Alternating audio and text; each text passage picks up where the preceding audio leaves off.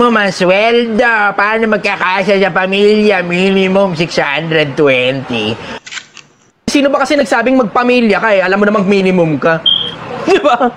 Tapos, may mga tao, mababanat pa sa akin na parang, kaya mo ikaw nagagawa yan, Chester, kasi single ka. Ba kasing nagsabing mag-anak ka? Ba't parang kasalanan ko pa? Ba't kasalanan ko pa na parang tinuturuan ko kayo paano gumawa ng pera? Ba't parang kasalanan ko pa na may anak ka? Di ba? Iba sisisi pa sa akin na parang andun ako, inutos ko sa kanila, oh, mo sa loob, putok mo sa loob. Parang ganun eh, parang ganun ang dating, sisisihin pa ako. Ulo na uta. Tanginang yan. Sa akin, simple konsepto. Pag hindi mo kaya mag-anak, huwag ka mag-anak. Pag hindi mo pa alam kung paano gumawa ng pera, huwag ka mag-anak. Simple. Hindi ganun kakomplikado. O ngayon, may anak ka na, o magdusa kang, ayun, hanggang mamatay ka.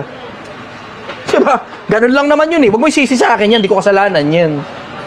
Eh, tatanong mo ako, paano ngayon uusad yung may pamilya na, may anak, may asawa? Simple. Parehas na konsepto, tigilan yung kakakapritsyo. Kaya sabi mo, paano kayo, may anak, may asawa? Bakit? Kung pag nakakita ka ng may anak, may asawa na hindi yumaman kahit pag hindi ka nakakita ng may anak, may asawa na dating mahirap na hindi yumaman kahit kailan, eh puta, okay, sige, may excuse ka. Eh pero hindi, ang dami namang may anak, may asawa na dating mahirap, yumaman naman eh. 'Di ba? Anong alam nila na hindi mo alam? Simple, disiplina, hindi ka marunong. Hanggang sa dulo, mananatili pa rin akong sumasagot ng mga tanong.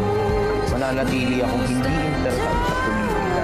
Mananatili akong hindi interesado sa pera.